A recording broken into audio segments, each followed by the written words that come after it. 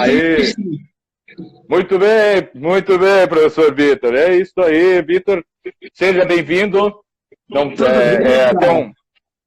é até uma, só uma formalidade, né? Dizer seja bem-vindo aqui no Instituto Hugo de São Vitor, porque tu és de casa e não tem, e a gente não dá as boas-vindas para quem mora conosco, certo? Eu sou aluno que senta na primeira fila para ver se aprende alguma coisa pelo esforço.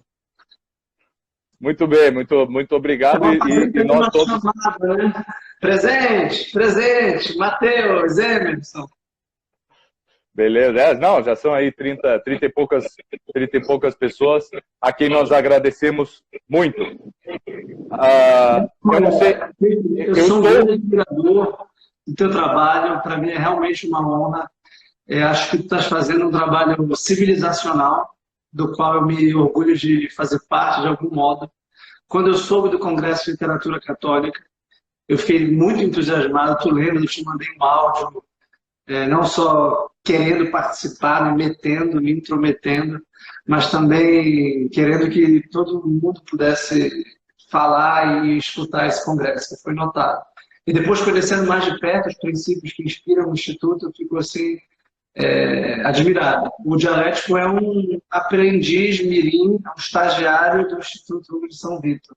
Isso deve ser dito em público. Vocês têm alguns anos na frente, mas mais do que isso, vocês têm uma profundidade pedagógica que um dia eu espero ter.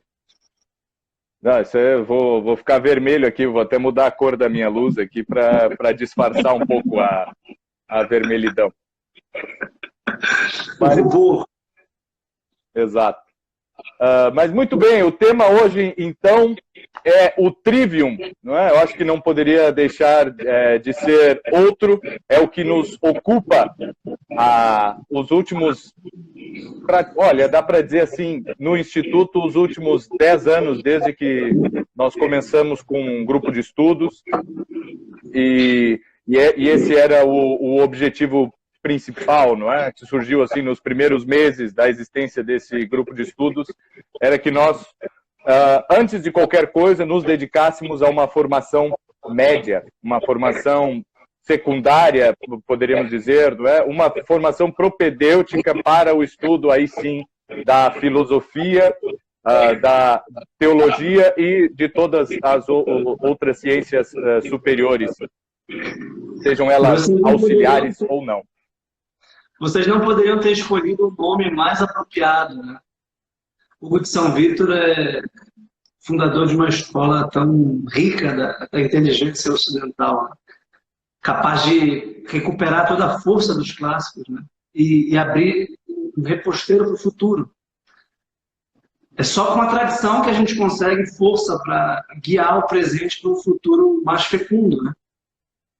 Exatamente. Esse nome, eu acho até a gente nunca, eu acho que eu nunca comentei isso, mas foi, nós temos um projeto até hoje chamado Confraria de Artes Liberais, que é esse grupo de estudos, e quando nós fizemos o primeiro congresso em 2014, nós sentimos a necessidade de institucionalizar um pouco a coisa, até para poder expandir um pouco mais a atividade. E qual o nome, não é? Olha, vamos aqui, ó, no congresso, quem foi mais citado? Qual é o nome mais citado?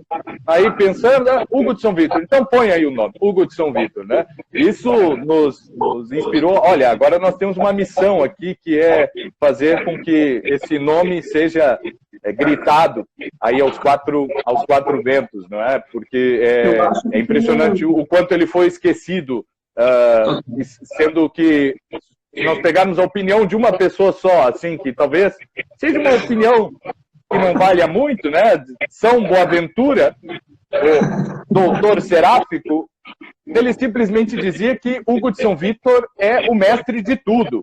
Há mestres da mística, há mestres da teologia, há mestres disso, há mestres daquilo. E existe um que domina tudo, né? Hugo de São Vitor. Isso nada mais, nada menos do que São Boaventura nos disse, não é?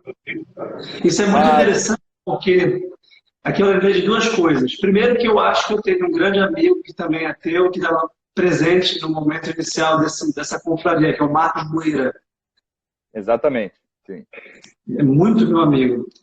E que hoje avança em águas bem mais profundas no campo da lógica modal e de uma lógica filosófica profunda. E, em segundo lugar, o mais difícil, eu acho, para quem trabalha com artes liberais como nós hoje em dia, é desfragmentar a mente dos nossos alunos, que só conseguem ver especialidades autônomas entre si, sem nenhum contexto global de totalidade. Sem nenhuma unidade transcendente que arquiteta a mente e, portanto, o mundo. Ou a mente porque o mundo é ordenado. Então, me parece que essa é a chave da educação clássica. O mundo é ordem, o mundo é logos. E a mente plasma, de algum modo, essa natureza ao conhecê-la. E a estrutura das artes liberais, da lógica, da gramática, da retórica, é a ordem do pensamento, da língua e da comunicação. Exatamente. Então, isso não posso deixar aqui de falar, esse é o esforço que tem, o esforço dos últimos anos, assim, dessa luta contra a fragmentação, é o que veio agora com o nosso mais audacioso projeto, que é o lançamento dessa coleção de livros didáticos, né? E dessa coleção 7 Artes Liberais em 12 volumes, e os alunos vão começar agora, quem adquiriu e tal, e que nós consideramos alunos, porque nós estamos preparando um material como um professor prepara uma aula, nada mais do que isso, certo? Ali há aulas, e foi justamente isso, né? Buscarmos essa unidade dentro da visão que nós temos que ter sobre nós mesmos, sobre os outros e sobre as coisas todas, para a partir daí podermos ter uma visão de Deus, não é? Desse caminho aqui no Vale de Lágrimas que exige todo esse esforço, não é? E aí eu vou lançar aqui uma questão, não é? Nós vemos na Renascença do século XII essa metáfora forte do livro, não é? E já que estamos falando aí de artes liberais, que tem essa falsa etimologia, mas que é poética e muito mais bonita, não é? É liberal porque é a partir dos livros, certo? E o livro é o que dá a liberdade, não é? Diriam os etimólogos medievais. Mas uma das coisas bastante óbvias quando nós estudamos o Trivium, e esse é o tema aqui da nossa live, é que ele nos ensina a linguagem, não é? Ele nos ensina a falar, ele nos ensina a ler, a escrever, a também escutar, certo? Então ele trabalha justamente com a linguagem, que são as artes que possibilitam com que eu leia livros, com que eu escreva livros, com que eu entenda os livros, com que eu critique os livros, enfim, ela é bem focada nisso, não é? Nessa imagem de como ler um livro, que o Mortimer Adler vai tratar por um outro aspecto, mas é isso, como ler um livro. Por analogia a isso, não é? Nós, no Quadrivium vai ser também o livro, mas é o famoso livro da natureza, né? É uma metáfora que existe desde a antiguidade cristã também, né? E nós, falando do Trivium, falamos desses livros da linguagem. E aí vem uma questão: o que aprender primeiro e qual a ordem? E essa é uma questão que varia bastante, não é? De pessoa para pessoa, de professor para professor, depende muito, às vezes é uma questão até subjetiva, uma questão mais pessoal, mas nós vemos grandes professores ao longo da história ensinando as 3 coisas ao mesmo tempo, começando por uma ou pondo outra no ápice, não é? Quintiliano chega a pôr a retórica depois da filosofia, como o supra-sumo de todo o conhecimento, não é? E nós vamos dizer... Eu acho que é inversão. Exatamente, né?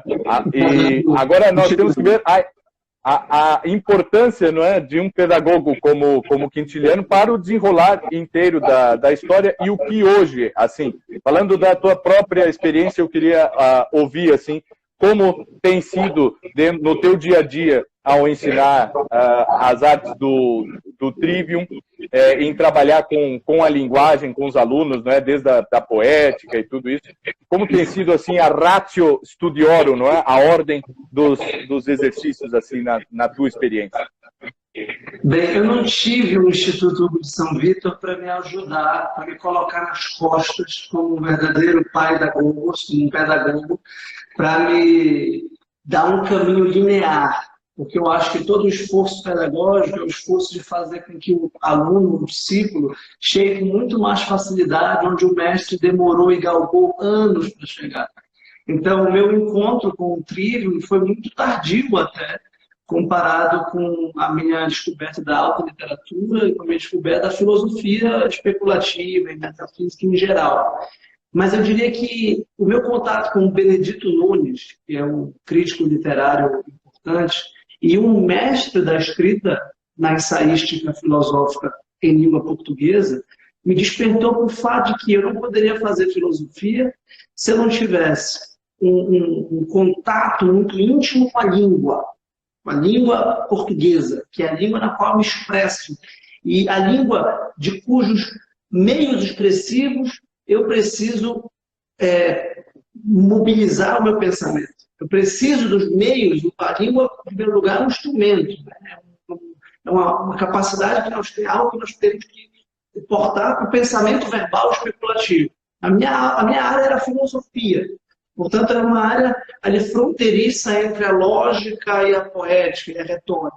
E eu não tinha cultura literária, e eu não tinha estudado lógica, e eu fui estudar Platão. E eu percebi que a gente facilmente não entende nada de Platão, porque é um misto, é uma miscigenação de tudo isso. Mas uma coisa é certa, é uma obra bela, e é uma obra magnificamente bem escrita. E com o Benedito Nunes eu comecei a organizar a obra do seu tio, tradutor de Homero, Virgílio, Platão, Shakespeare, Goethe, que é Carlos Alberto Nunes. E eu fiquei pensando, meu Deus, esse homem pegou, se dedicou e traduziu Shakespeare, traduziu Homero, traduziu Platão, traduziu Virgílio. Tem alguma coisa nesse ato de... Eu gostava das línguas estrangeiras, eu gostava muito de estudar as gramáticas. Não as clássicas, que eu ainda não tinha estudado.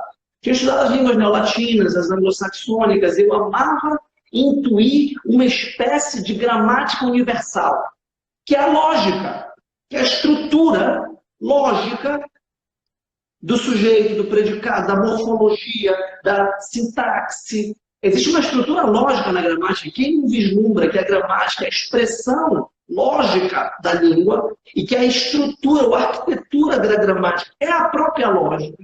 E que, de algum modo, embora a lógica não esteja dependente da gramática, a gramática é dependente da lógica.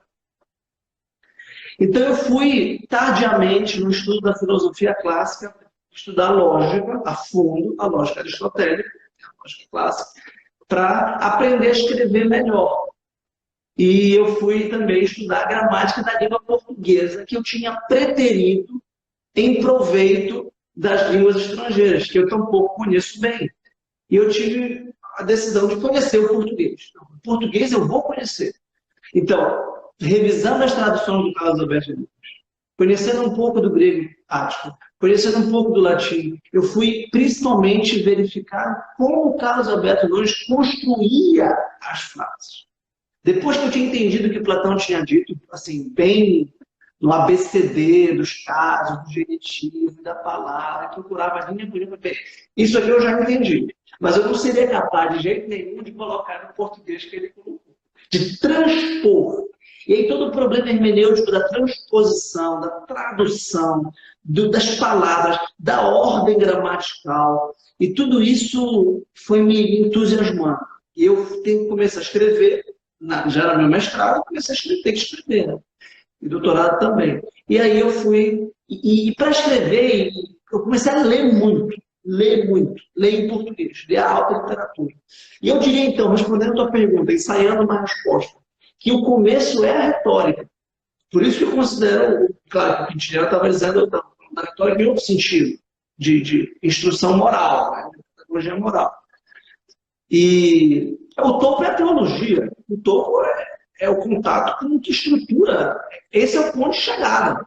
Embora não seja necessário ser sábio para ser santo, né? O sábio tem um caminho, de algum modo, pavimentado para a santidade intelectual contemplativa. Então, primeiro, isso porque eu te digo, Clístenes, porque a gente pode, inclusive, fazer uma outra live sobre isso. A gente tem filhos pequenos. Eu tenho a Maria, a Isabel e o Inácio. Eu sei que tu tens a Anastácia, que eu acho que está chegando, mas não sei, três, né? Vem aí o quarto. É a Helena, o Álvaro, o Isidoro e vem o Xavier aí. Agora. A Anastácia só vem depois. A Anastácia veio depois. É que a gente não sabia se ia ser a Anastácia ou o Xavier, por isso que estava ali a divulgação dos dois nomes. Bem, até hoje eu rezava pela Anastácia, agora eu sei que ela está só na mente de Deus. Então, como é que as crianças começam a pensar e a agir? Pela imaginação, pelas possibilidades poéticas do mundo, pelo curioso fato de que um ente qualquer pode ser chamado de rato ou de mouse. E que isso faz sentido e permite a comunicação. E que é engraçado pensar que isso aqui é um ratinho. É engraçado dizer que isso é um mouse, que é um mouse sem fio, altamente tecnológico, que tem uma bolinha, que tem uma cabecinha, que tem uma orelhinha, que tem um rabinho. E as crianças começam a perceber que o mundo é fantástico, que o mundo é altamente interessante. É o talma filosófico. E esse talma, essa admiração, esse estupor, esse maravilhamento, gera um vulcão interior que é a linguagem. Porque a gente pode não só ver o mundo, mas a gente pode falar do mundo e com outras pessoas. E a Maria, ela é uma filósofa consumada. Tudo ela pergunta, o que é? Por quê? Como? Quando? Até que ponto? Até que medida? Eu já disse isso. Se ela cultiva isso, ela vira Platão. Platão nada mais é do que alguém que tinha esse espírito infantil até o fim da vida. E que falou, mas vamos parar para pensar.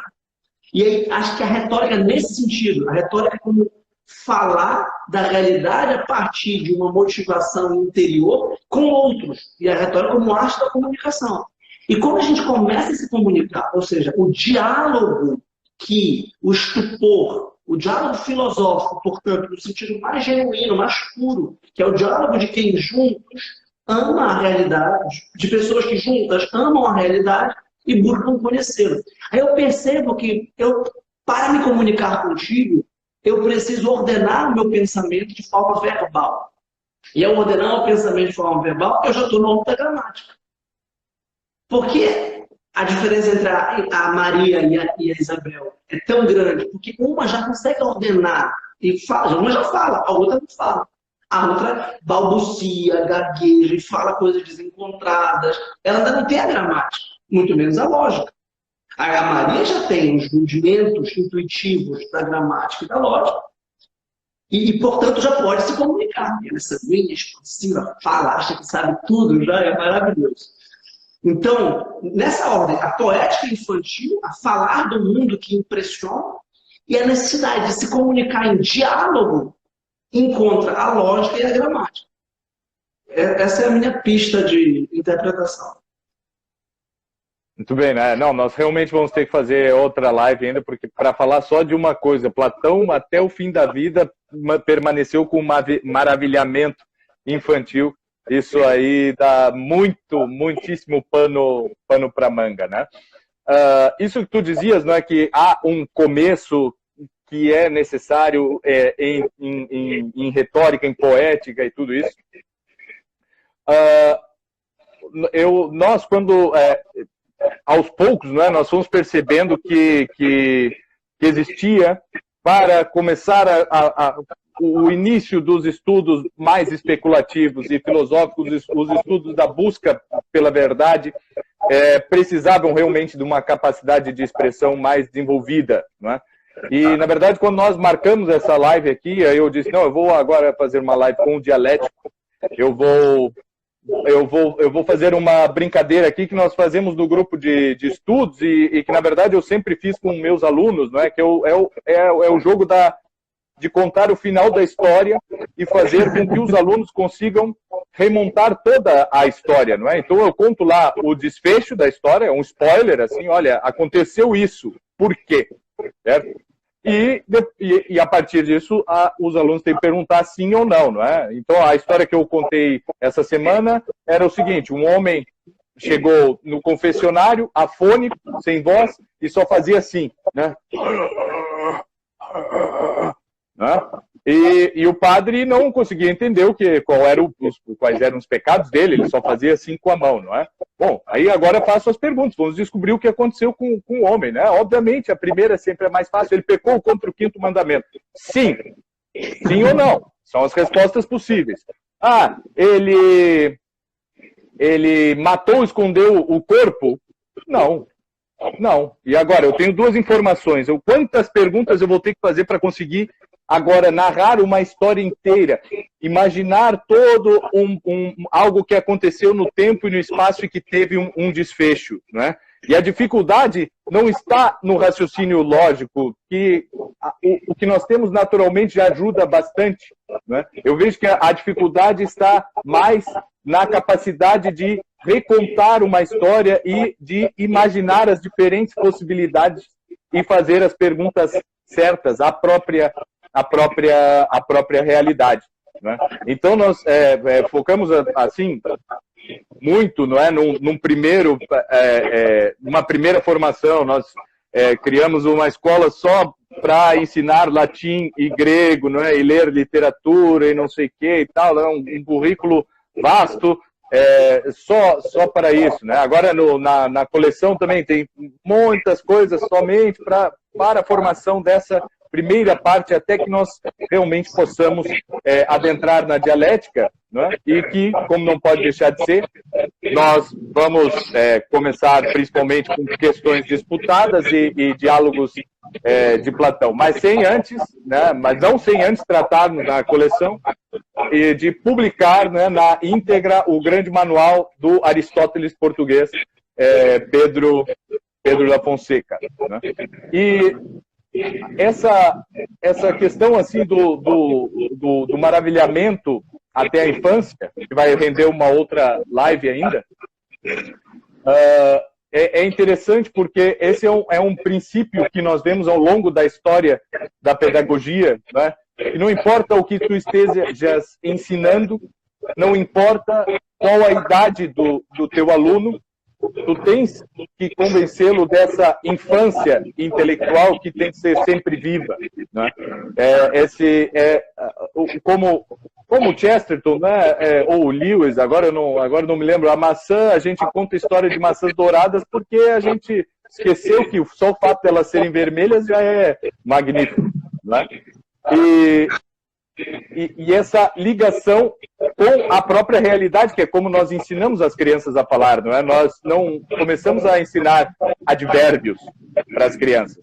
Nós ensinamos normalmente substantivos e verbos, assim, não é? E ali no meio aí sim conseguimos pôr advérbios, né? Nós não ensinamos períodos compostos, complexos e não sei o quê. Nós não ensinamos termos extremamente abstratos. Quando nós dizemos a palavra carinho para a criança, é quando nós afagamos o seu rosto, e aí ela aprende o que é a palavra carinho. Se eu disser a palavra carinho, certo? Ela nunca vai aprender o que é aquilo se ela não tiver uma ligação muito forte com a própria realidade, né? Daí vem, por exemplo, o método que a gente resolveu usar há muito tempo já para ensinar idiomas, que é dar uma aula de alemão e eu mostrar isso aqui e dizer assim, Brille, e mostrar, né? Ich setze meine Brille auf, meine Brille, certo? E não dizer assim, ó, Brille é óculos em alemão, certo?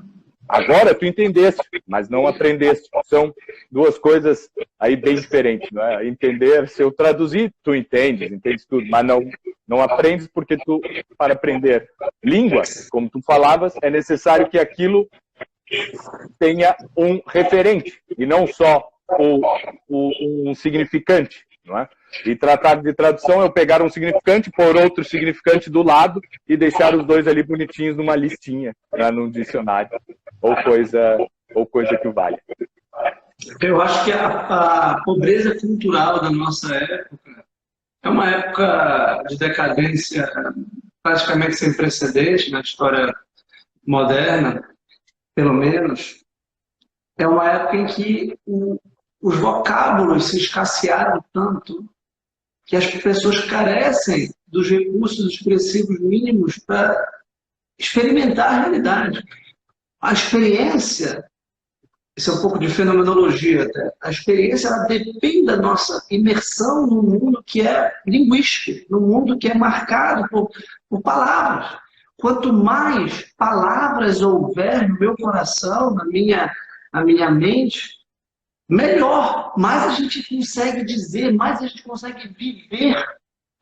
E, portanto, a imersão no mundo de um vocabulário rico, e por isso os poetas são os protagonistas.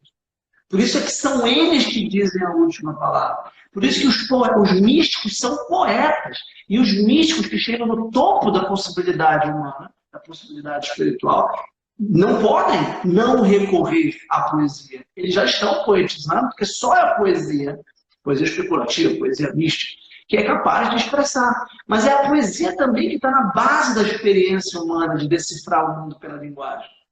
Sem isso, sem essa imersão total na linguagem, por isso que o método natural é tão interessante, mas se fosse a Maria que tivesse sido exposta a esse óculos, ela já ia perguntar, mas por quê? Como? E aí, num óculos, se a gente fosse um especialista ou um curioso, a gente poderia ver quantos tipos de óculos há no mundo, quantas possibilidades de lentes de contato, quantas possibilidades de dizer, né? Um colchão é um armário gelado, né? Então, isso tudo, como é interessante a língua, como a língua diz, né? Isso é muito interessante. Língua estrangeira. E aí eu dou uma recomendação para todos os nossos amigos que estão nos acompanhando. Lidar com o português como seria uma língua estrangeira fosse. Ter o pasmo inicial de que fala Alberto Paes, que é um dos atenuantes de pessoa. Com o português. Isso dá uma nova chave de compreender o português.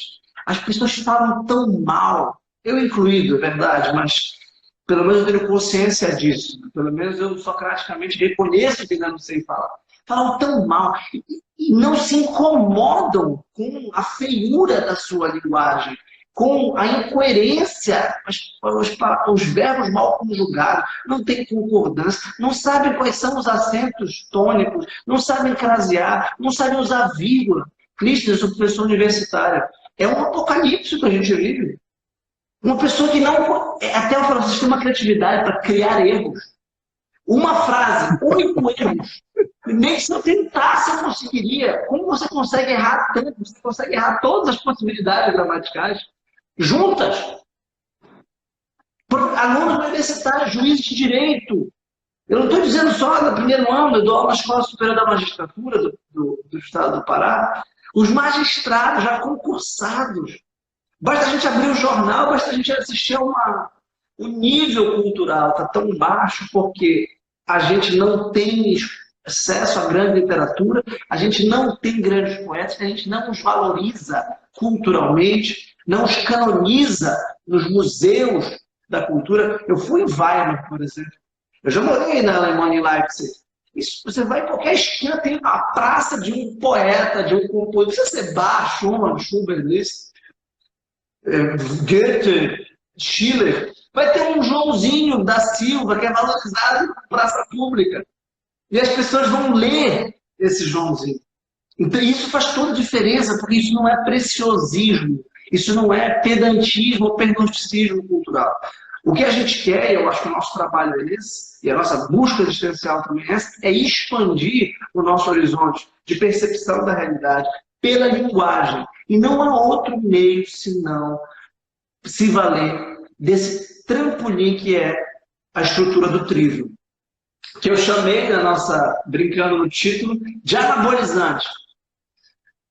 Por quê? Porque é muito fácil, essa analogia de Platão. É uma alusão a Platão.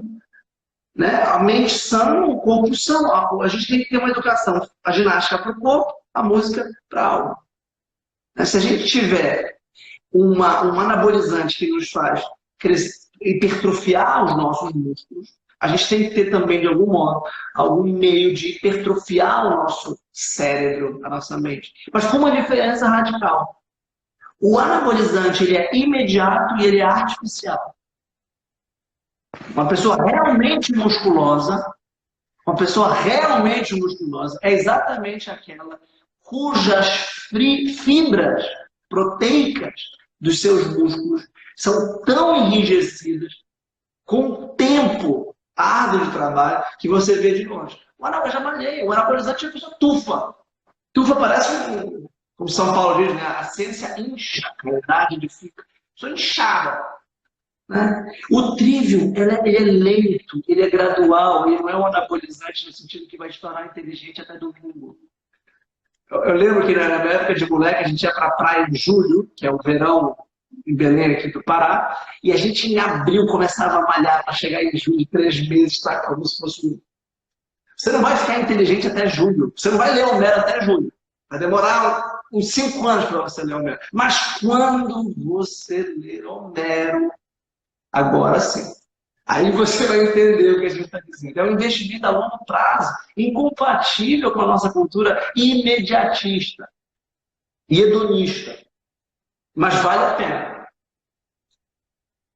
Tudo bem. Eu vou aproveitar aqui, e agora mesmo aí ó, surgiu uma palavra. Falem da gramática do Carlos Nogueira. Não só do Carlos Nogueira, mas de todas as outras. Eu vou aproveitar que eu estou na presença de um professor de Direito, também para expor aqui uma ideia, agora ao vivo, aqui, não é? Quem sabe faz ao vivo, eu vou expor aqui uma tese que eu tenho, que eu acho que em público eu nunca falei. Mas eu tenho alguma coisa escrita e tal, só que vai ficar para outra hora. Agora estamos aí focados na coleção, e isso já é um tema um pouco mais filosófico. A tese é o seguinte, tem alguns aforismas, assim, não é, que surgem dessa tese. Conhecer uma língua através de uma gramática normativa, não é? Então eu pegar lá uma gramática qualquer, seja de português, seja de uma língua estrangeira, e conhecer, eu posso memorizar todas as regras, é a mesma coisa do que conhecer o Brasil porque leu o Vademecum da Saraiva, não é? Leu ali o Vademecum, agora eu sei tudo sobre o Brasil, porque eu conheço todas as leis, não é? Só que aquilo ali diz como as coisas devem ser, e não como as coisas realmente são. Isso se aplica à língua justamente porque a língua não é a expressão do que o gramático estabeleceu, não é? Porque a gramática normativa, assim como ela se apresenta não só nessas gramáticas mais modernas, mas desde o início, desde de Donato, certo? Especificando ali quais são, o que é os pronomes, quais são os pronomes, se eles regem acusativos, se regem ablativo e tudo isso. Isso é a formalização jurídica, não é? De algo que acontece naturalmente na língua falada e mesmo escrita pelos poetas, pelos oradores e tudo isso, não é? Sem isso vir antes, essa estruturação em código, não é? E a gramática ela se assemelha muito a um código, né? Com os códigos modernos e mesmo com os códigos antigos romanos. Ela tem uma estrutura muito parecida, não é? Do que um código de... pegar a gramática do Donato e pegar o código de Justiniano, parece... é bastante parecido até a linguagem que é usada ali, não é? E os catecismos de direito romano também, não é? Porque são perguntas e respostas, assim, que o aluno de jurisprudência, diríamos assim, né? O jurisconsulto, futuro jurisconsulto, tinha que memorizar. Então, essa gramática, como nós sabemos, que é importantíssima e que nós temos que estudá-la, não é? Nós vamos publicar, por exemplo, a gramática do Padre Manuel Álvares na coleção, mas, após nós termos uma grande introdução sobre como ler literatura, sobre como estudar idiomas, estudar o próprio português, estudar as línguas clássicas, e aí, depois disso, agora tu tens condições de pegar numa gramática, certo? Que é modelo de gramática para toda a modernidade, a gramática do padre Álvares, da Companhia de Jesus, e agora sim tu sabe do que ele está falando, certo? Agora sim tu sabe que se tu cometia algum erro, agora tu podes conferir, né? Agora sim tu sabe como a coisa deve ser. Mas nós todos sabemos que nem o mais perfeito código da mais perfeita democracia vai estabelecer a justiça plena na Terra, a justiça entre os homens, assim como nenhuma gramática pode estabelecer o uso correto e perfeito da expressão linguística, né? Então, aí eu faço aqui uma consulta aqui e uma mentoria. Vou aproveitar aqui a presença do professor e perguntar, eu estou viajando muito ou é mais ou menos por aí? Bem, em primeiro lugar, se tu quiseres ser o meu mentorando, eu estou com vagas para mentoria acadêmica e intelectual a partir de abril, e eu posso te ensinar os caminhos da pedra, principalmente do latim, do alemão e do grego. Eu te tenho todo o prazer de te iniciar nessas artes clássicas. Muito obrigado. Não, muito obrigado. Puxando para a filosofia, porque eu sou muito mais da filosofia, mesmo da história do direito, do que do direito propriamente dito. Eu não trabalho com o direito, trabalho com uma filosofia do direito. Então, eu diria duas coisas. Uma metafísica e outra hermenêutica. Vou começar pela hermenêutica. A origem da hermenêutica, a hermenêutica é uma ciência alemã, como tu sabes, o Schleiermacher e o Dilthey, no século XIX, tentaram sistematizar e fazer uma ciência kantiana dos princípios da interpretação. O Schleiermacher traduziu o Platão, como Lutero tinha traduzido a Bíblia. Então, tem esse gesto do Deutsches Geist, né? O espírito alemão. E a hermenêutica, eles começam a historiar, o historicismo também era um movimento hegeliano da época, e como é que surgiu essa ciência da interpretação? Bem, claro que remete à retórica, remete à ciência da linguagem, que os antigos já praticaram, a poética, Aristóteles começa a sistematizar isso. E viram que havia três dimensões fundamentais na antiguidade e que a linguagem era um objeto central, que era a literatura, as letras, portanto a filologia clássica, a hermenêutica filológica, o direito, a hermenêutica jurídica, que é a redação e a interpretação das leis que vão reger a vida em sociedade, e a hermenêutica bíblica. Obviamente, a ciência da exegese que floresceu entre os pais da igreja, tanto grego quanto latino, que é a preocupação com o texto, com a idoneidade do texto sagrado e a sua interpretação. E a sua tradução, eventualmente, a partir, sobretudo, de São Jerônimo, no século IV. Então, o direito tem esse mesmo problema, porque ele tem que descrever linguisticamente, tem que descrever verbalmente um conjunto de preceitos e precisa se valer de uma gramática absolutamente correta, absolutamente clara e transparente. O direito enfrenta um problema bíblico e literário também de criar um texto que resista ao tempo e um texto que seja logicamente capaz de manter o seu significado ao longo das gerações, porque, em tese, a lei não tem um prazo prescricional, tem um prazo para acabar. Né? Então, o desafio do hermeneuta, do jurisconsulto, do jurisprudente, é aquele capaz de ler a mens legem, o sentido da lei, contextualizando, obviamente, com esse déficit ontológico entre a normatização e a realidade normatizada, para encontrar, por assim dizer, o sentido da justiça, o sentido da harmonia social, etc. E esse é um problema que, do ponto de vista hermenêutico, é insolúvel.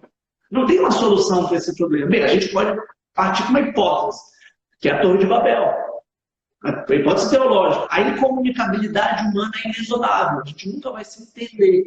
Basta casar para saber disso, né, Cristo? Que a convivência, o amor, não é a mútua compreensão. Tem coisa que tem mesmo, isso é normal, é assim mesmo. E o que dirá a sociedade inteira. Mas a gente precisa de parâmetros e de critérios normativos que o direito fornece pelas leis. Esse é um ponto. O segundo ponto é a metafísica. Olha, a língua é a atualização de uma potência humana. O ato humano, a relação entre ato e potência, para me basear apenas nessa distinção metafísica fundamental, é sempre a de um hiato ontológico que torna as possibilidades antes potenciais, quando atualizadas, conhecidas. Por exemplo, o que era o grego antes de Homero? O que era o grego antes de Platão? O que era o alemão antes de Goethe? Ou Schiller? O que era o romance antes do Thomas Mann? Ou mesmo de Kafka? Então, o que esses gênios fazem? O que era o espanhol antes de Cervantes, o português antes de Camões, ou mesmo de Machado ou de Essa? O que era o russo antes do Dostoiévski? O que era o inglês antes do Shakespeare, antes do Milton? O que era? Era uma possibilidade, era um conjunto de possibilidades. E hoje pode surgir um Goethe. É muito pouco provável que surja, exatamente porque não temos o que o Goethe teve, que é a imersão. O Goethe sabia até árabe. Eu lembro quando eu fui na casa de Goethe e tinha lá uma edição do Corão, que não é possível. O Guimarães Rosa, para não ir longe, sabia 12 idiomas. E uma pessoa como tu és um leitor do Guimarães Rosa, porque tu vais identificar lá o grego, o latim, e o português, o alemão. Você leu o Grande Sertão Veredas, e tem numa superfície do coloquialismo sertanejo a profundidade gramatical e metafísica de quem conhece as gramáticas, de quem sabe que os hipérbatos têm uma lógica própria e que o ritmo, que a fonética, que a poética. E é incrível o que Guimarães Rosa fez. Então, entre a potência da linguagem, concebida então nessa estrutura do trivium, e a sua atualização, está sempre um hiato normativo absoluto. Por isso eu concordo contigo. A gramática só tem que ser estudada desse jeito artificial e morto, porque o problema é esse. Estudar gramática é uma maravilha, mas não do jeito estéril, não do jeito como quem contempla um leão empalhado. Né? Não, a gramática não é estéril porque ela é viva, porque ela é dinâmica. E a gramática está viva e está dinâmica na obra daqueles que a elevaram para o nível superior de possibilidades. Então, você lê uma mensagem de WhatsApp que não diz nada. Eu tenho o Remo Mandarino, por exemplo. Você dá uma mensagem de WhatsApp dele, peraí, eu vou ler essa mensagem umas 3 vezes, porque eu acho que ele tem aqui uma advérbio, ele tem aqui uma oração subordinada, ele tem um ponto e vírgula maravilhosamente bem empregado, travessando 2 pontos. Quem é que usa ponto e vírgula, travessão, 2 pontos? Quem sabe a diferença disso? Isso tem graça para saber. O travessão não é vírgula, 2 pontos. Eu estava corrigindo o texto do aluno e eu falei assim, olha, aqui é vírgula, não é travessão. Tanto faz não. Claro que não, claro que importa. Claro que interessa, porque senão não teria. Senão não haveria diferença. Um ponto parágrafo não é um ponto em seguida, meu Deus do céu. E aí, assim, um parêntese, e assim por diante. Então, eu acho que isso é estudar gramática. Eu estudo gramática quando eu me vejo diante de uma expressão tão elevada.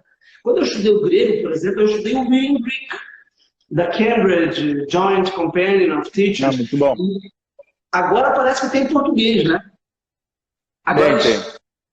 Pois é. E aqui, eu amo o Novo Testamento, eu amo o Evangelho segundo São João, eu lembro até hoje, enarquerrinologos, me perdoa a pronúncia. Isso faz tanto sentido.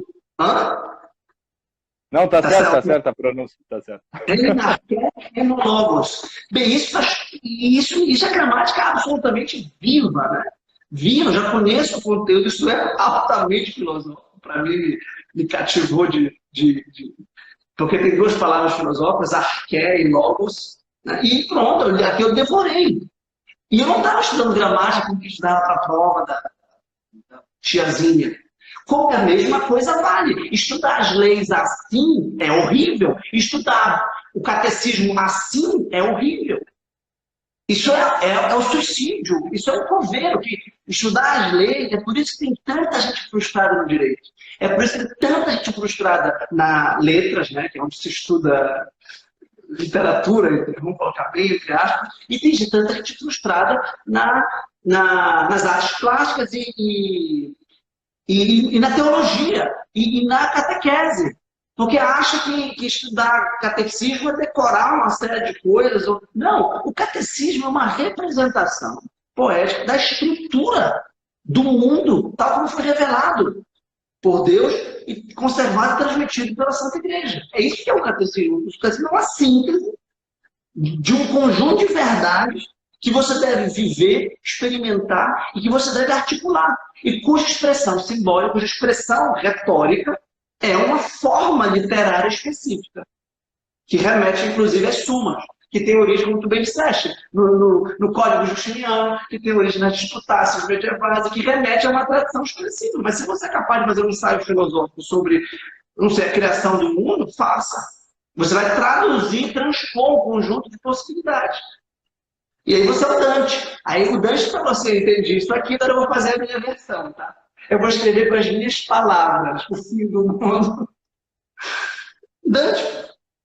Então, isso, aí você vai estudar a gramática. Ali você tem que estudar a gramática. Quando eu estudei a Divina Comédia, eu parava a cada verso. Não é nem a cada terceiro. Eu parava a cada verso. Como é que ele fez isso? Ele tirou uma vogal aqui, ele mudou, ele inventou essa palavra, ele errou, entre aspas, ali, colocou aqui. Isso aqui dá gosto. Você lê a Divina Comédia, você ganha mais do que se você lê 100 quaisquer outros livros. E é lógica também, e é filosofia também, e é teologia também. Agora, a gente não entende isso se a gente não entender o que a educação que o Dante teve para que ele pudesse chegar a Divina Comédia. Não, exatamente. Tu pegasse nesses fundadores de língua, né, fundadores de línguas, e eu acho e a melhor propaganda, quando eu faço propagandas assim de cursos de línguas, é dizer o seguinte: olha, Camões nunca estudou português, Cervantes não estudou espanhol, Dante não estudou italiano, Lutero, porque só existe Goethe porque há Lutero, não é? Goethe o supera, mas era mais do que obrigação dele. Lutero nunca estudou alemão, certo? Todos esses caras, eles escreveram tão bem e são os fundadores da língua, e mesmo o Shakespeare não estudou inglês, certo? Ele falava inglês, e ele falava uma língua ali que não servia para quase nada. Como eles foram capazes de escrever? Tanto que eles estudaram uma coisa, todos eles, e tantos outros, que era o sinônimo da educação durante o tempo todo, até 200 anos atrás. Assim, olha, tu vais para a escola para quê? Para estudar latim, certo? E tudo que vem a partir disso, não é? E o estudo de latim começavas realmente lendo textos muito simples, depois lia poetas, lia cartas de Sêneca, cheia daquela lógica e todo aquele estoicismo tão inspirador que tem no Sêneca, por mais que seja uma moral que nós hoje olhamos assim, cristãos, não é? E pensamos, o que é isso, não é? O que o Sêneca está dizendo? Estudava tudo isso, partia para a expressão mesmo, com os discursos dos grandes oradores, não é? E lia depois autores gregos também, e lia Santo Tomás, e lia autores medievais, tal, tudo em latim, praticamente, né? Se tu tinhas uma veia humanística muito forte, os professores normalmente convidavam sempre a estudar grego. E outra coisa, não é? Quando não é latim, mas e o que os romanos estudavam, né? O que o Cícero estudou? Bom, o Cícero estudou grego, é por isso que ele sabia escrever tão bem em latim. Aula de latim ele teve muito poucas, né? Ele lia o teatro, lia os poetas, assim, que, né, o meu preferido, Catulo, que era um cantorzinho, assim, o Catulo... o Catulo... Caio Catulo, ele é de um nível dentro da cultura romana mais baixo do que o Catulo da Paixão Cearense para o Brasil, certo? Que o Catulo da Paixão Cearense, pelo menos, é o compositor de uma das maiores canções brasileiras, que é o Luar do Sertão. né? E o Catulo, ele era um homo novus, ele era assim um cara, esse aí é um cara pop aí, né, que fica cantando coisas de amor. E era isso que o Cícero sabia de latim, certo? Seria como assim, olha, de português, hoje em dia eu só sei o Raul Seixas, as letras do Raul Seixas e do Renato Russo.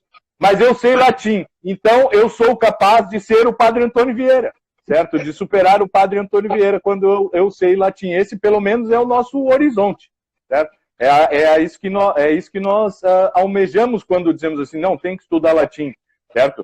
E o português, claro, não te preocupa, vai melhorar, certo? Tu vais estudar português porque tu estuda latim, assim como Camões desenvolveu o português, certo? É o pai do português porque estudou latim, Shakespeare estudou latim, Cervantes, Dante e tantos outros, né?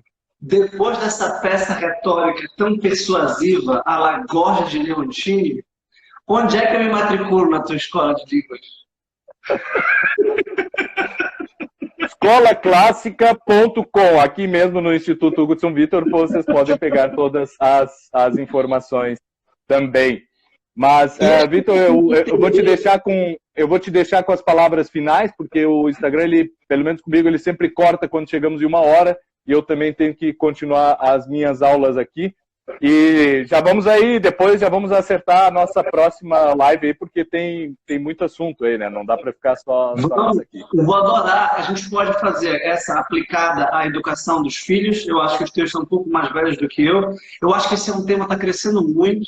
Eu já recebo uma série de mensagens, tem perfis especializados em educação dos filhos, Trivium para as crianças.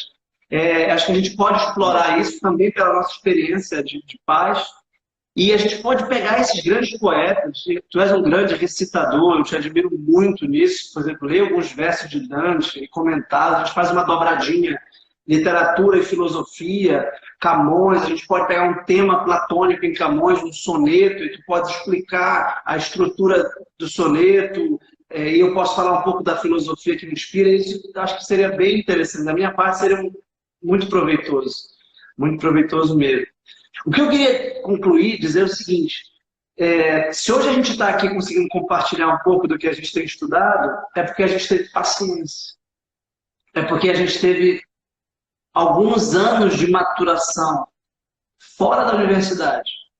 E eu digo isso perfazendo uma contradição. Isto é, uma contradição performática eu dizer isso, porque eu sou professor universitário. Eu criei o dialético. Não o site veio depois. Eu criei os cursos livres do dialético, inspirados na educação humanística. Tenho alunos que já foram teus alunos lá da Escola Clássica, que já ensinam grego e latim. Me orgulho de dizer isso. O Lucas e o André Santos são irmãos muito brilhantes. E isso tem uma força. E eles tiveram paciência. A gente tem que ter calma e paciência. E saber que isso é uma escalada, é uma montanha, que será tanto mais difícil quanto maior for o horizonte que ela abrir no topo. Então, a gente está diante... Olha os autores que a gente falou hoje em dia. E a gente tem essa possibilidade de permanecer no nível medíocre, no nível mais do mesmo, Raul Seixas ou Renato Russo. É isso que você quer para a sua existência. E olha a dimensão moral disso. As pessoas não entendem quando a gente enche o peito para falar de Camões ou de Santo Agostinho, que era um escritor magnífico também, né? Cujo latim só falta... Eu queria poder cantar. Tu deves ler as canções cantando. Porque aquilo ali é para ser declamado em alto e bom som, porque a quantidade de recursos que ele mobiliza ali... Eu acho até que ele chegou a Cícero, não? Ele chega a se comparar com Cícero no seu latim. Então, a gente está diante de algo que é rico não só do ponto de vista formal e intelectual, mas substancial e moral. Porque o esforço que eles tiveram para alcançar a língua elaborada é o esforço que eles tiveram em aprofundar a realidade psicológica, sociológica e espiritual do homem, da pessoa. Então a gente está diante de isso, Padre Vieira, é maravilhoso se lembrar também, de um esforço da minha parte, eu acho que da tua também, que é apologético e apostólico. que é, no fundo, compartilhar de uma experiência intelectual que nos ajuda a viver, que nos ajuda a nos situar no cosmos, que é Logos. Né? Então, é uma ferramenta para subir, para elevar não só o nível intelectual, mas o nível moral e espiritual. É isso que me anima, particularmente. Essa é a contribuição muito modesta que eu gostaria de dar pelo meu trabalho no dialético, pela mentoria, pelas minhas obras, pelo que eu estou tentando fazer. É por isso que eu estou tentando manter Platão vivo. Eu estou querendo, pode tirar o meu nome, eu não estou preocupado com o que eu acho que tem que ter Platão para as pessoas. E como está lá, o grego e o português. Porque eu falei, eu só vou entrar nessa se tiver o grego. E foi uma jogada retórica. Não, vamos fazer português. Não, o português já tem. Mentira que estava esgotado. Mas eu queria dizer assim, vamos fazer com o grego. Vamos colocar o grego. Já é isso. Então isso me motiva e fico muito feliz de poder ter irmãos de alma, como o Bueira e tu. Igualmente, igualmente. Depois nós temos que, aproveitando, o Marcos Bueira está convocado aí para nas próximas semanas. Eu pretendia visitá-lo agora na Itália, mas depois eu não entro de volta na Alemanha por causa do coronavírus, vou ter que ficar em quarentena. Então, isso vai ficar para outra hora. Rezemos para que o exílio na Itália, que o Goethe Exato. É que o Frederico II queria tanto, o sonho dele era visitar a Itália, né? O rei da Prússia tinha uma coisa, o meu sonho é passar as férias na Itália, e nunca conseguiu, nunca deixaram, né? Agora eu também não tô que nem o Frederico. Assim, daqui a pouco começam a me dar batatas de presente. Mas muito bem, agradeço a todos aí que estiveram, em nome do Instituto Hugo de São Vitor. Vamos fazer mais vezes, vamos ter mais convidados por aqui. Professor Vitor, muitíssimo obrigado e até a próxima e que seja em breve. Muito obrigado mesmo de coração, um grande abraço, lembrança da família e venha a Belém do Pará. Irei, com certeza. Onde o Padre Vieira esteve pregando. Exatamente. Um grande abraço, tchau. É.